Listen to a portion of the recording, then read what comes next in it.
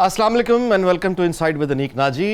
ये हफ्ता भी ज़ाहिर है गर्मी की हिद्दत जहाँ पूरे मौसम पे छाई रही, वहाँ पे मुल्की हालात पे भी छाई रही। ये गर्मी जिसकी मैं बात कर रहा हूँ, ये आम तौर पे नॉर्मल मुल्कों में सियासी जमातों के दरमियान हुआ करती है, और या फिर अवामी प्रेशर ग्रुप्स होते हैं जो मुख्तलिफ अपने मुतालबे लेकर एहतजाज करते हैं। लेकिन हमारे यहाँ जो एहतजाज जो गर्मा गर्मी देखने में आ रही है, ये सियासी जमात और रियासत के एक पिलर के ख़िलाफ़ है, यानी एक इदारा अदलिया और पीटीआई, उनकी शिकायतें। ये लड़ाई वो है, एक जानिब हुकूमत और इस्टेब्लिशमेंट के लोग दिखाई देते हैं, और वो लोग जो माजी में नवाज़ शरीफ पर हमेशा कीचड़ उछाला करते थे, आज वो लोग आके नवाज़ शरीफ के उन मुकदमों की मिसालें देकर दुहाई दे रहे हैं और कह रहे हैं कि पहले भी ज़्यादती हुई थी नवाज़ शरीफ के साथ, अब भी।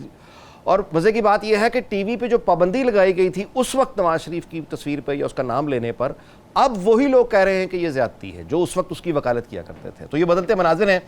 जमहूरियत में ये कोई बहुत अजीब बात नहीं होती, लेकिन अलबत्ता हमारे यहाँ की जमहूरियत ज़रा पाकिस्तानी जमहूरियत है, तो उसके अपने कुछ खुसूसियात हैं, लिहाजा इनमें इदारों का नाम जब तक नहीं आता बात मुकम्मल नहीं होती।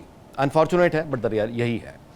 इस पर गुफ्तगू करेंगे, और उसके बाद फिर ये जो हम टेंशन देख रहे हैं, इस टेंशन में यानी जो PMLN है, वफाक में हुकूमत है, जिसकी पंजाब में हुकूमत है, क्या ये कोई मुस्बत किरदार अदा कर सकती है? तो क्या? इस पर हम बात करेंगे। हमारे साथ जो पहले मेहमान हैं वो हैं शेख रोहेल असगर साहब, लाहौर से ये इन्होंने हमें वक्त दिया, शुक्रगुजार हैं। शेख साहब पाकिस्तान के मोस्ट सीनियर जो पार्लियामेंटेरियंस हैं उनमें इनका शुमार होता है। 1985 में पहली मरतबा ज़ियाउल हक़ की मजलिस शूरा में इनका इंतखाब हुआ था, ये मुंतखब हुए थे। उसके बाद 1990 में ये सूबाई असम्बली के मेंबर भी रहे। तवील सियासी सफ़र, पार्लियामेंटेरियन, 2018 से 2024 तक भी मेंबर नेशनल असम्बली थे। इस दफ़ा के इलेक्शन में जीत नहीं पाए। वो ज़ाहिर है कि सियासत में इतनी तवील इनिंग्स हार जीत खेल का हिस्सा होती है, लेकिन एक तवील सियासी तजुर्बा रखते हैं शेख साहब। तो शेख साहब से प्रोग्राम के सेगमेंट में हमारे मेहमान हैं, तो शेख साहब को वेलकम करता हूँ, उनका शुक्रिया अदा करता हूँ कि उन्होंने हमें वक्त दिया, और उनसे सवाल करता हूँ कि शेख साहब आपकी जो फ़हम, तजुर्बा, फ़रासत, तवील अरसे आपका कैरियर है, आप एक डेड इलेक्शंस के बाद उस तरह का इस्तेहकाम नहीं आ सका, चीज़ें डेड लॉक की तरफ जाती दिखाई दे रही हैं। आपके ख्याल में इस डेड लॉक से आगे हम किस तरह निकल सकते हैं?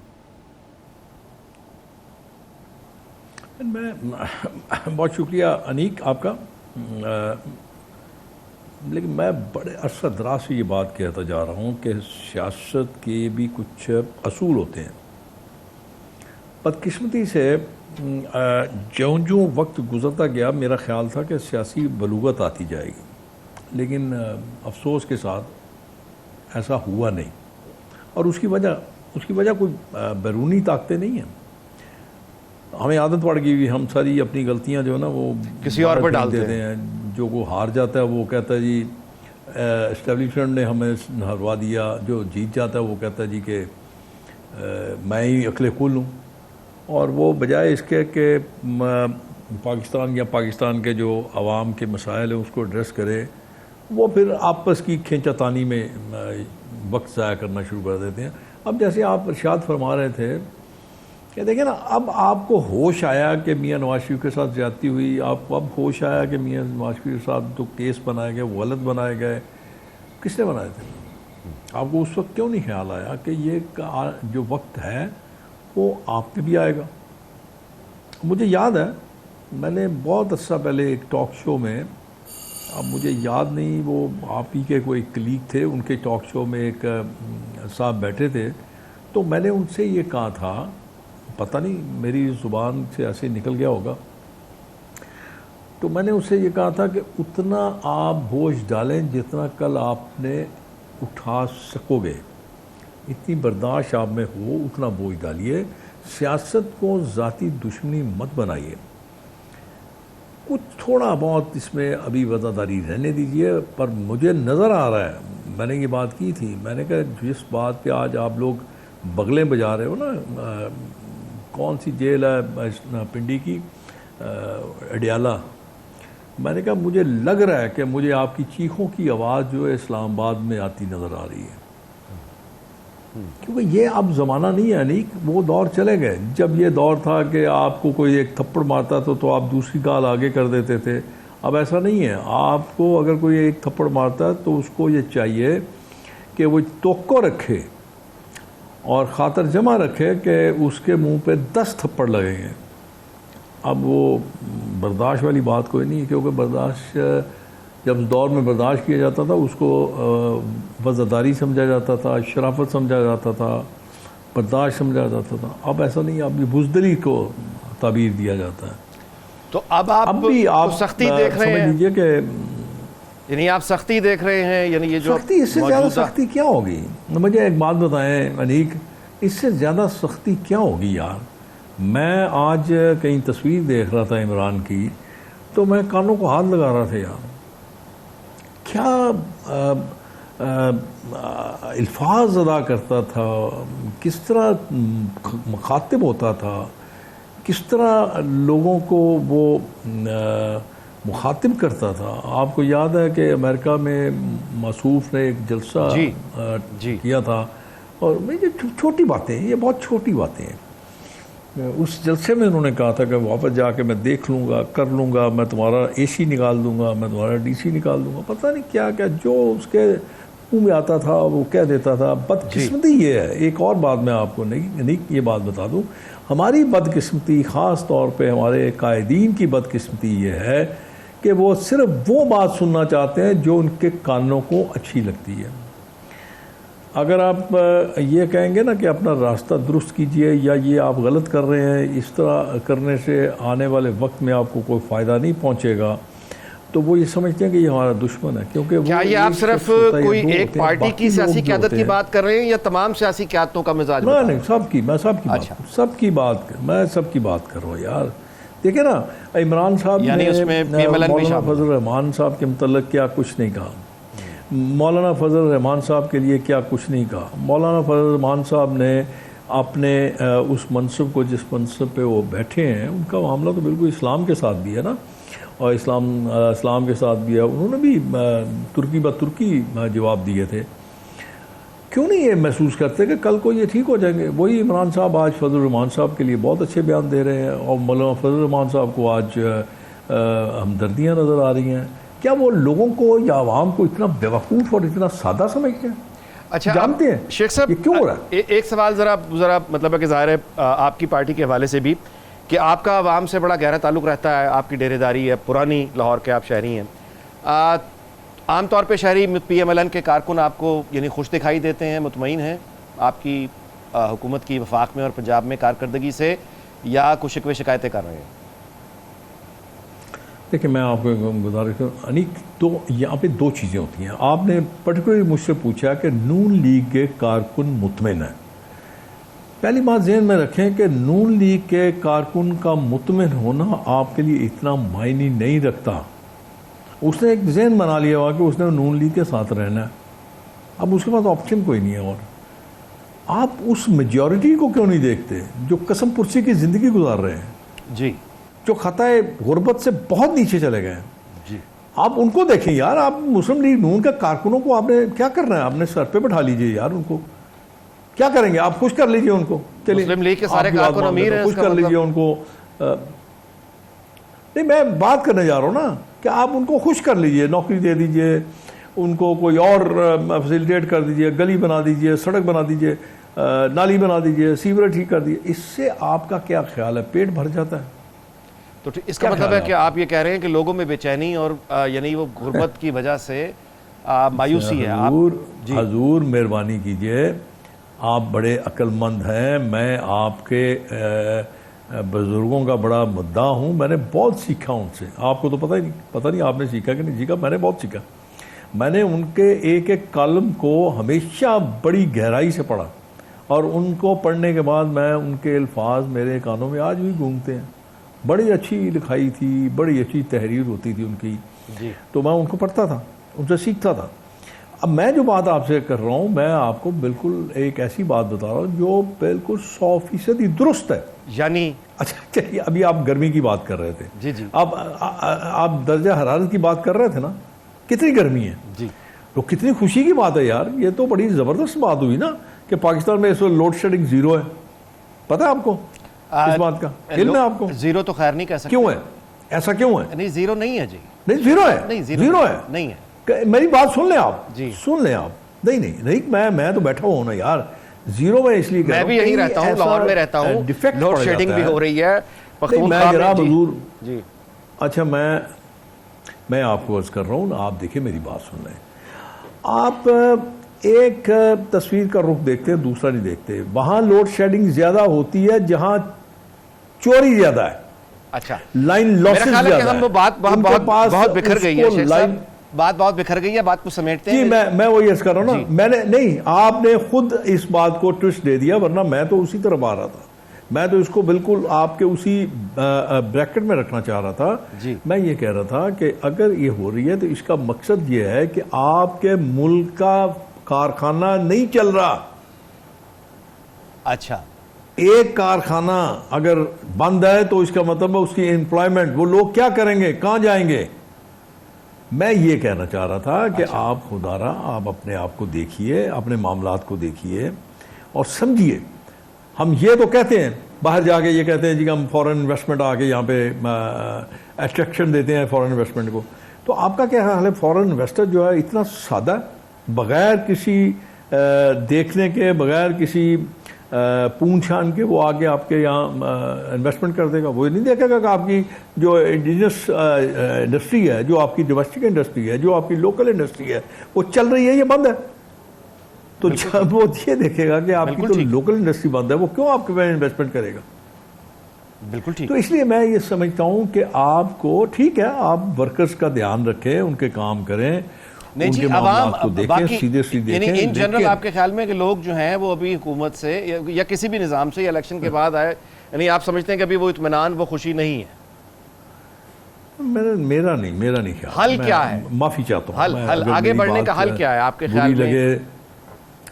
حل سر میں یہ کہتا ہوں کہ آپ جو غیر ضروری گفتگو، غیر ضروری بحث، غیر ضروری کنفنٹریشن، اس کو ختم کر دیجئے، بھول جائیے، فوکس کیجئے صرف اور صرف پاکستان کے عوام کے مسائل پہ.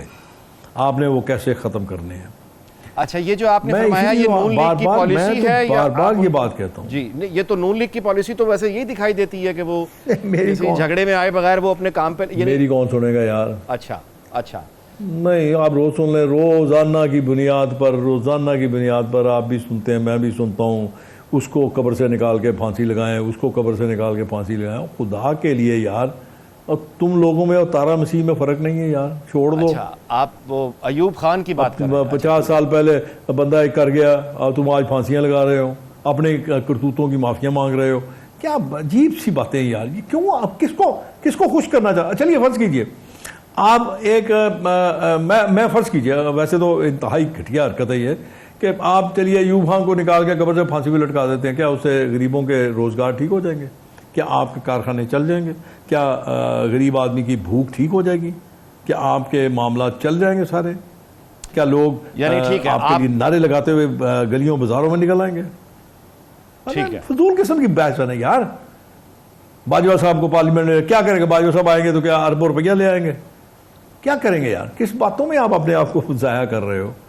میں پھر وہ یہ بات کہوں گا کہ آپ وہی باتیں کرتے جو کانوں کو اچھی لگتی ہیں، بس. اور کیا، میں اس کے علاوہ اور کیا کہہ سکتا ہوں. ناجی صاحب بڑی آپ نے ڈیرنگ گفتگو کی جی. آپ نے اپنی پارٹی کی قیادت، اپنی حکومتوں کو بڑی آپ نے ڈیرنگ گفتگو کی، اور آپ نے اپنے کولیگز کے حوالے سے بھی جو انہوں نے بیان دیے ان کو بھی آپ زیر بحث لائے. اور یہ بات بالکل ٹھیک ہے کہ اس سارے جھگڑے میں جو کہ ہم دیکھ رہے ہیں، اس سارے جھگڑے میں عام عوام کا مسئلہ، یعنی یہ کہ ان کے روزگار کا مسئلہ، وہ کہیں نہیں ہے. یہ کچھ لوگ ہیں جو لڑ رہے ہیں. اور شیخ صاحب کا یہ کہنا ہے کہ وقت جو ہے وہ اس کی ہمیں اجازت اب نہیں دے رہا، اور ہمیں بیسیکلی حکومتوں کو اپنے کام سے کام رکھنا چاہیے بجائے اس کے کہ ہم گڑے ہوئے مردے اکھاڑے ہیں. ایک بریک کا وقت ہوا ہے اور گفتگو جاری رکھیں گے اس کمرشل بریک کے بعد. جی ویلکم بیک. گفتگو کا سلسلہ آگے بڑھاتے ہیں جی. ہمیں کراچی سے جوائن کیا ہے محمد یاسین آزاد صاحب نے، ماہر قانون ہیں. اور اس کے علاوہ ہمیں اسلام آباد سے جوائن کیا جناب عبدالقیوم صدیقی صاحب نے. صدیقی صاحب سے گفتگو کا سلسلہ شروع کرتے ہیں اور سوال پوچھتا ہوں کہ یہ سارا ہفتہ جو کہ بہت ایک ہم نے عام طور پہ، جیسے میں پہلے عرض کر رہا تھا کہ گرما گرمی تو اس طرح کی سیاسی جماعتوں کے بیچ میں ہوتی ہے، اور وہ بھی عام طور پہ اتنی گرمی انتخابات کے دوران مطلب عام طور پہ وہ اتنی گرما گرمی نہیں ہوتی، لیکن جو گرما گرمی ہمارے یہاں دکھائی دے رہی ہے یہ سیاسی جماعت اور اداروں کے درمیان ہے. یہ عجیب مطلب. اور وہ اپنا صدیقی صاحب میں آپ سے جو سوال کروں گا کہ اب جس طرح کے الفاظ کا استعمال شروع ہو گیا ہے پریس کانفرنس میں، اور رؤوف حسن صاحب نے بھی جس طرح کے الفاظ کا یعنی استعمال کیا، یہ تو اب کو بات ہر طرح کے پردے حجاب لگتا ہے کہ اٹھ گئے ہیں، اور یہ بات آپ کے خیال میں کہاں تک جائے گی؟ دیکھیں بات کہاں تک جائے گی، جہاں تک سب بات کو لے جانا چاہیں گے وہاں تک بات چلی جائے گی۔ اب ایک طرف جو ہے وہ ہم یہ دیکھ رہے ہیں کہ ایک مسلسل دباؤ کے لیے پروپیگنڈا ہے، وہ اگر 2014 کا واقعہ ہو تو پارلیمنٹ پر حملہ ہے، وہ اگر احتجاج کے لیے اسلام آباد میں 25 مئی کو آنا ہے تو اسلام آباد کو جلانا وہ بھی ایک رویہ ہے۔ جی پھر آئین کو توڑنا اور پھر اس کے بعد ججز کو تصویروں کے اوپر جوتے مارنا اور نیم شیم کرنا اور پریشر دباؤ، جو یہ سارے رویے ہیں، اگر قانون نافذ کرنے والے ادارے جو ہیں وہ آپ کو نوٹس سرو کرنے جائیں تو ان کے اوپر پیٹرول بم کے ساتھ حملہ، بالکل۔ تو یہ ایک یہ رویہ ہے جس کو ہم ایک فاشسٹ رویہ کہتے ہیں، اور اگر ان کو اس بات کا کوئی احساس دلائے تو پھر جس جج کے سامنے ان کا مقدمہ ہے وہ جج کرپٹ ہے یا کسی کا ٹاؤٹ ہے، اگر وہ کوئی صحافی ان کی بات سے اتفاق نہیں کرتا تو وہ لفافہ ہے اور کرپٹ ترین آدمی ہے، اور اگر کوئی سیاستدان ان سے سیاسی اختلاف کرتا ہے تو وہ چور ہے اور ڈاکو ہے۔ تو اب یہ ایک رویہ ہے جو ایک فاشسٹ رویہ ہے، اور اب اس رویے کو اگر جو ہے وہ آپ نہیں نپٹیں گے اس کے ساتھ اور قانون اور آئین کے اندر رہتے ہوئے، تو پھر اور معاملات جو ہے وہ زیادہ بگڑیں گے۔ یہی ہو سکتا ہے کہ بھی معاملات پھر اور مزید بگڑیں گے۔ کنٹیمپٹ سے تو ہم دیکھیں جو سب سے زیادہ کنٹیمپٹ کے حوالے سے لکی پولیٹیشین ہیں وہ عمران خان صاحب ہیں۔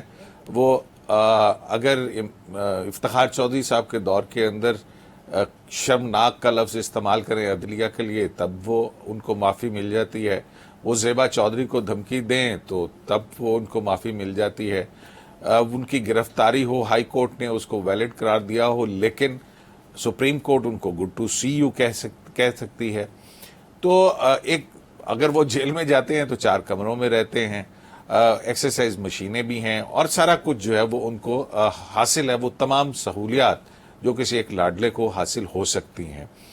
اور پھر جب ان کے مقدمات آتے ہیں عدالتوں کے اندر تو آپ یہ دیکھ لیجئے اگر کسی لوور کورٹ کے جج نے ان سے سوال پوچھ لیا تو وہ آئی ایس آئی آپریٹو یا آئی ایس آئی کے اوپر الزام آ جاتا ہے۔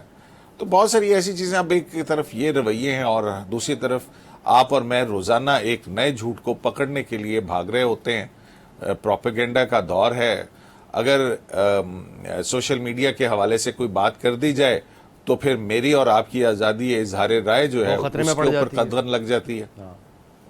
جی یاسین آزاد صاحب، آپ کی طرف آتا ہوں کہ جب معاملات یہاں تک چلے جائیں کہ یعنی کسی کو تماش بین کہہ دینا، یعنی یہ تو ایک توہین عدالت تو بات کی بات ہے، یہ تو توہین روایت ہے، توہین انسانیت ہے، توہین آدمیت ہے۔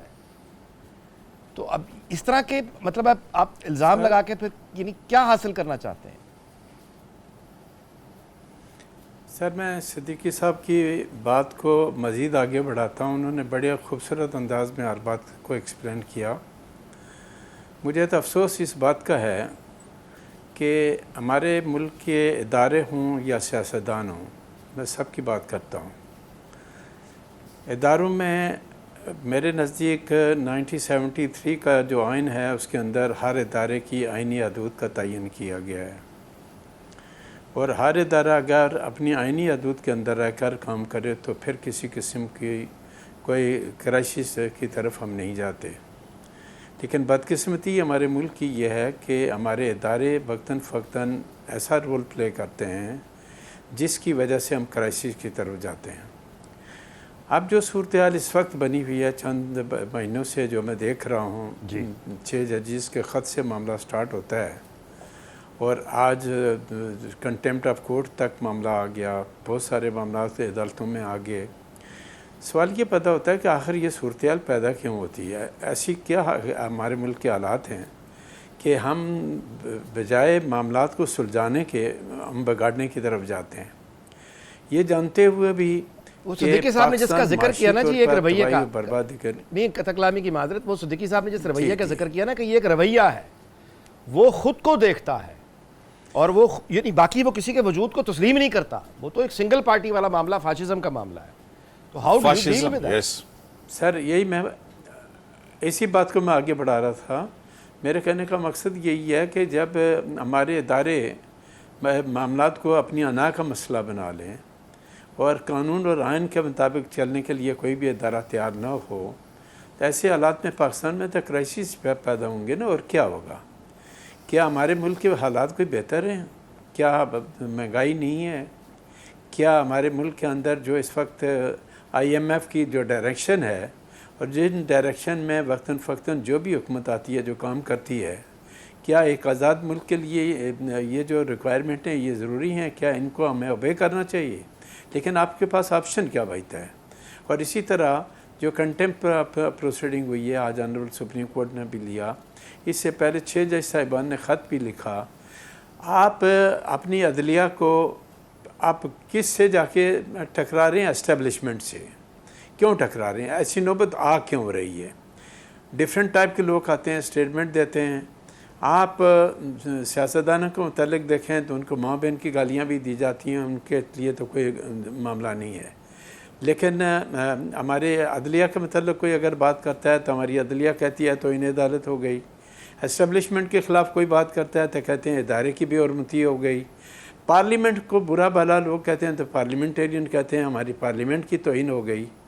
تو یہ توہین آپ کی تب ہوتی ہے جب آپ اپنی آئینی حدود کے اندر رہ کے کام نہیں کرتے، آپ اپنی آئینی حدود کے اندر رہ کے کام کریں تو کوئی آدمی آپ پہ انگلی نہیں اٹھائے گا۔ نہیں، مثال کے طور پہ پارلیمنٹ اپنی حدود سے آگے کہاں بڑھی ہے؟ میں آپ کے کامنٹ پر صرف سوال کرنا چاہتا ہوں کہ آپ ماہر قانون ہیں، ہماری تاریخ میں پارلیمنٹ آپ کے خیال میں اپنے حد سے آگے کہاں بڑھی ہے؟ اس نے کہاں سے آئین توڑ دی ہے؟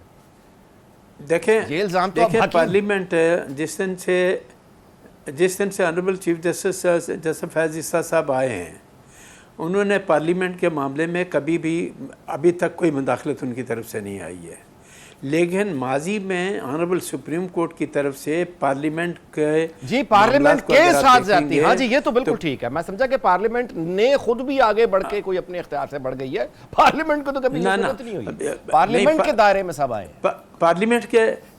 پارلیمنٹ کے متعلق میرا کنسیپٹ یہ ہے کہ پارلیمنٹ کا ادارہ وہ واحد ادارہ ہے جس کو سب سے زیادہ مضبوط ادارہ ہونا چاہیے جو قانون سازی کا کام کرتا ہے، جی لیکن وقتاً فوقتاً جو اس وقت ہمارے پارلیمنٹ کے اندر کی صورتحال ہے، یا جس طرح میں پارلیمنٹ کی پروسیڈنگ دیکھتا ہوں، جس طرح ایک دوسرے کو گالیاں دی جاتی ہیں، برا بھلا کہا جاتا ہے، ڈیبیٹ ہوتی ہے، بجائے قانون سازی کے تقریبی مقابلہ ہوتا ہے، جی جی تو اس پہ تو میرا حق بنتا ہے نا کہ میں یہ کہوں کہ اگر ہم لوگوں کو الیکٹ کر کے پارلیمنٹ کے اندر بھیجتے ہیں تو قانون سازی کے لیے بھیجتے ہیں، لڑائی جھگڑے کے لیے نہیں بھیجتے، ہم پارلیمنٹ کے اندر اس لیے بھیجتے ہیں کہ بیٹھیں پارلیمنٹ کے اندر اپنے مسائل کو بیٹھ کر حل نکالیں، سیاسی اعتبار سے وہ آپ کرنے کے لیے تیار نہیں۔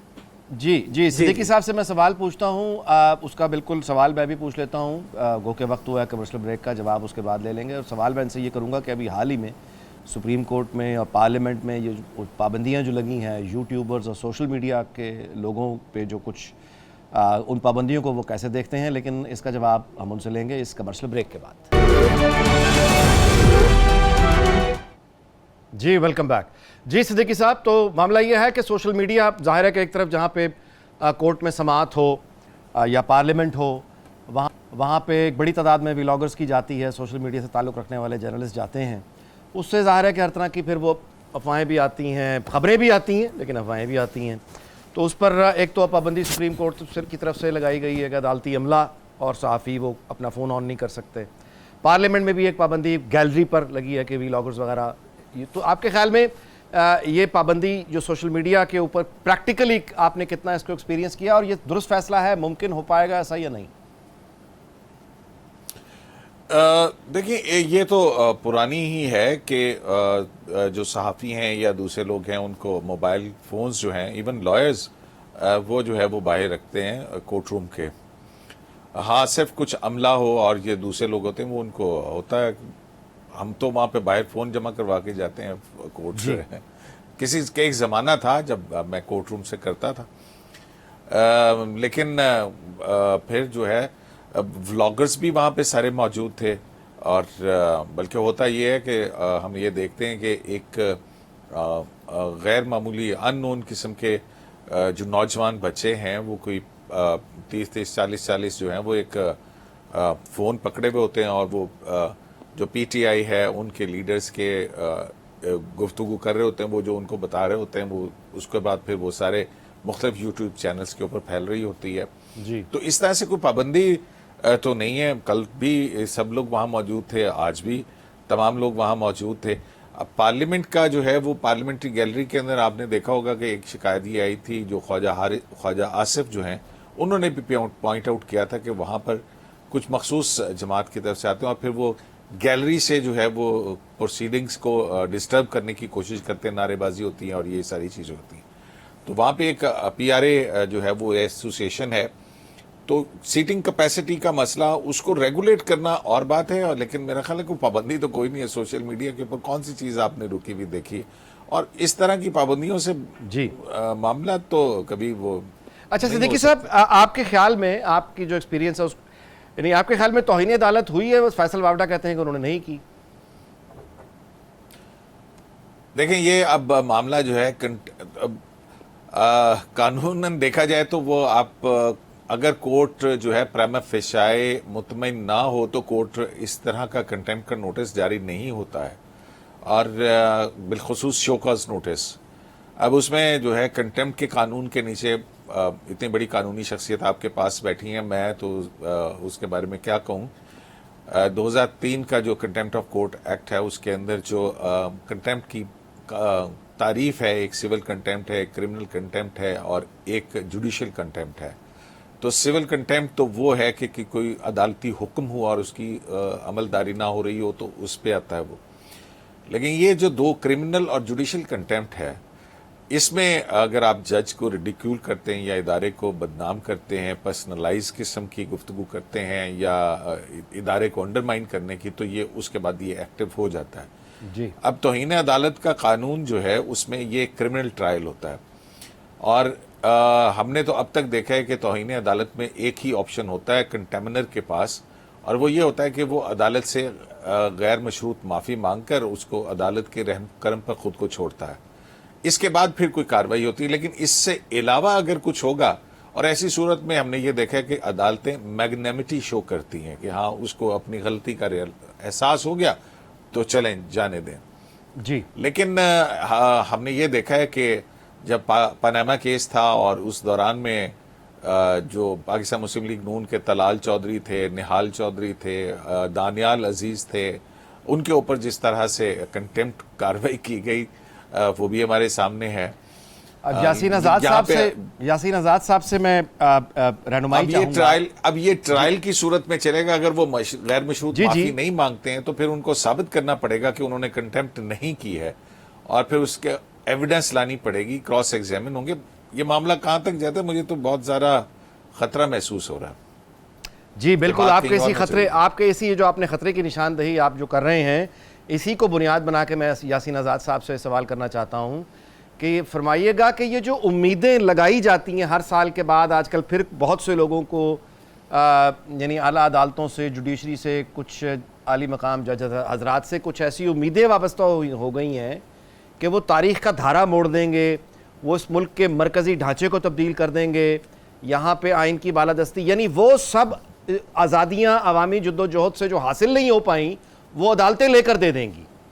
تو ایسا کبھی ہوتا ہے؟ یعنی میں آپ سے رہنمائی چاہتا ہوں، کیا عدالتیں عوامی حقوق، عوامی آزادیاں، آئین کی بالادستی اور پورے نظام کے سٹرکچر کو کیا عدالتیں تبدیل کرتی ہیں، انقلاب لاتی ہیں؟ سر ایسے تو ممکن نہیں ہے. انقلاب تو ظاہر ہے کہ جو قانون بنانے والی پارلیمنٹ ہے وہ قانون سازی کرتی ہے. عدلیہ تو قانون اور آئین کے مطابق کیسز کو پروسیڈ کرتی ہے. اس کے علاوہ تو عدلیہ کے پاس سوائے ججمنٹ دینے کے یا کسی قانون کو جو بنیادی حقوق سے متصادم ہو اس کو ڈکلیئر کر دیں کہ یہ غلط ہے، وہ ایک الگ بات ہے. مجھے وہ وقت یاد ہے چودھری افتخار کے دور میں جب طاہر القادری صاحب کو سپریم کورٹ بلایا گیا تو ان کے خلاف یہ ایلیگیشن تھا کہ وہ کینیڈین نیشنل ہیں اور چودھری افتخار صاحب نے بھرے ہوئے کوٹ میں کہا کہ میں کیسے مان لوں کہ آپ پاکستان کے وفادار ہیں، آپ کے پاس تو کینیڈین ویزا ہے اور آپ نے وہاں کی وفاداری کی قسم کو اٹھائی ہوئی ہے۔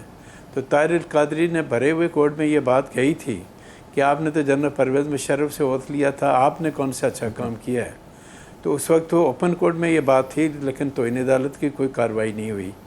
توہین عدالت کی کارروائی کو ہر جگہ استعمال کرنا میں سمجھتا ہوں کہ کوئی مناسب چیز نہیں ہے، اور یہ بڑا عجیب سا طریقہ ہے کہ عدلیہ کے متعلق اگر کوئی بات ہوتی ہے تو آپ کہتے ہیں جی توہین عدالت ہو گئی، کارروائی ہوگی۔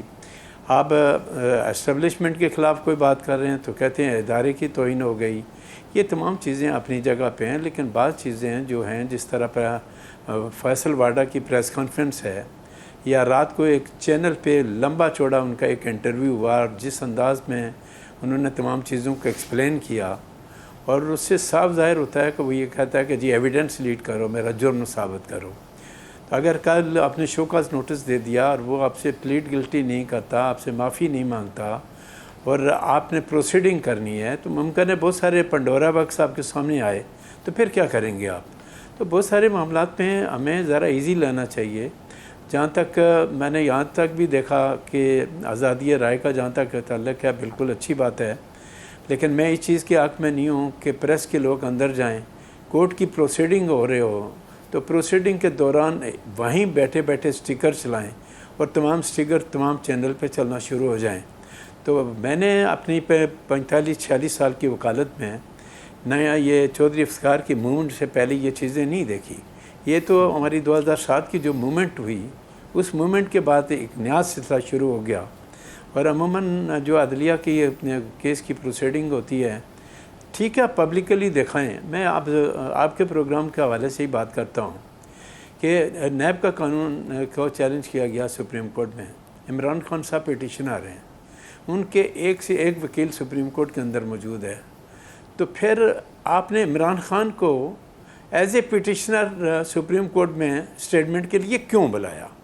یا تو کہہ دیتے ان کا کوئی وکیل نہیں ہے، اور مجبوری اگر وکیل نہیں ہے تو پھر پیٹیشنر کا حق بنتا ہے۔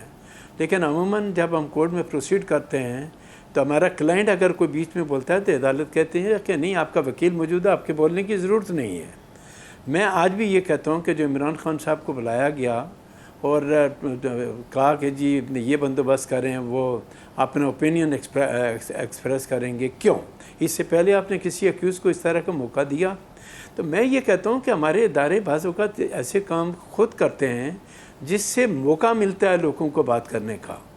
یہ نہیں ہونا چاہیے کہ جس طرح صدیقی صاحب نے خود کہا کہ جب عمران خان صاحب کورٹ میں گئے تو اس کے وقت کے چیف جسٹس نے کیا جملے استعمال کیے۔